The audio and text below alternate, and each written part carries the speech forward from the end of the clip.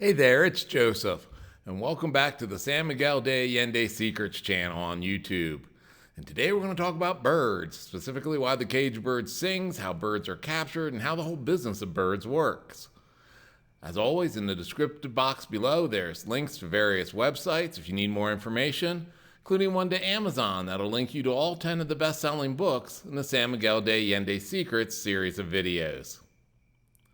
When my kids were little and I sat through all the Tim Burton children movies featuring a skeleton woman in long dresses carrying birds in cages, it wasn't until I moved to Mexico I understood what a Catrina was, but I was still baffled by the bird part.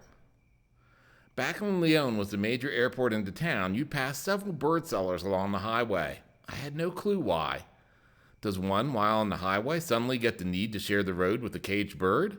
Apparently many did. Domesticating animals has been distinguished the human species since ancient times.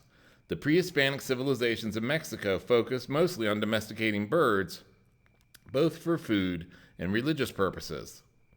There is sufficient evidence to confirm that at least 1,000 years ago, domesticated parakeets and macaws were already common members of many family households. Mexican pet birds are known for eating whatever they were fed. They had bright colors. They liked learning words and being good company. It was believed that parakeets were companions of the goddess Chitla-Lincu and of travelers. Songbirds in general were held in great esteem by pre-Hispanic people who felt their songs invited the rain. They also believed that songbirds personified princes and warriors who had died in combat and were brought back to life in beautiful colored birds that sang pleasantly. My father once told my mother he'd come back to her as a cardinal, and she saw a cardinal daily for the 2 decades she survived him. One day my sister Kitty commented on how she never saw cardinals, so I had to tell her, because, Kitty, our father never really liked you. Don't judge, a little brother's job is to be bothersome. Pre-Hispanic Mexicans believed the different sounds made by these birds were interpreted as omens of good or evil, so they were frequently used in the art of foretelling the future. If songbirds warbled, it was cause for delight or rejoicing.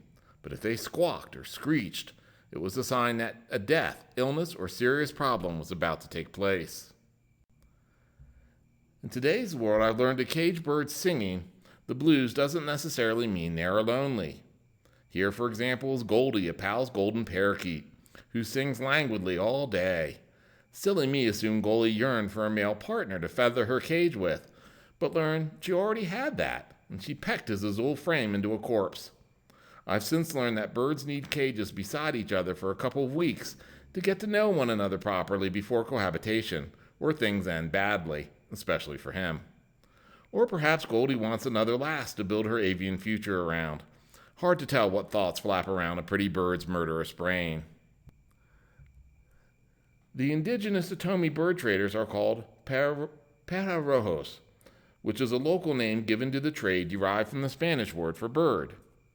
Wild birds are culturally and economically an important subsistence activity with the support, regulation, and management of the Mexican government. Perreros are motivated to practice their trade by a mixture of interlaced factors, including a lack of other options, survival, tradition, and enjoying the work itself.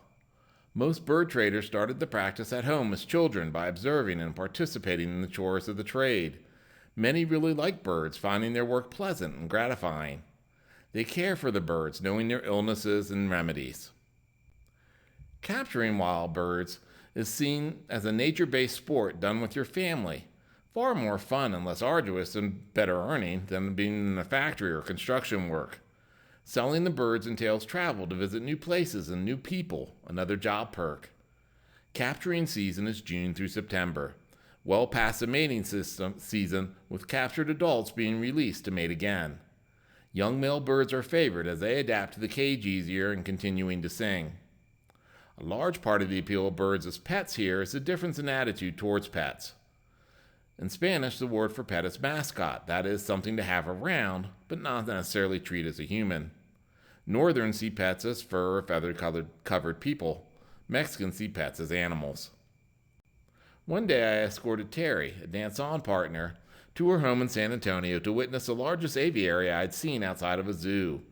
the size of an oversized two-car garage filled with cut-up fruit, dung, and countless birds.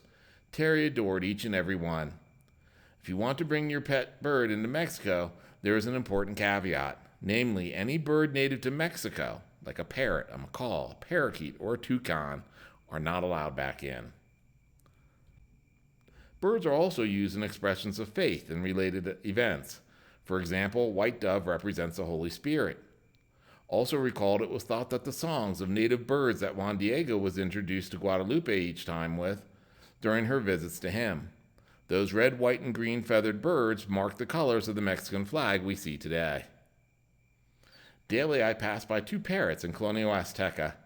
One cat calls at my dog, while the other inquires in perfect English to me, "Who's a good boy?" Perhaps I'm receiving the cat call and the dog is queried whether or not he's a good boy. Birds in Mexico are mysterious. As always, feel free to like and subscribe, and you'll get a notification of when new videos come out in the San Miguel de Allende Secrets YouTube channel.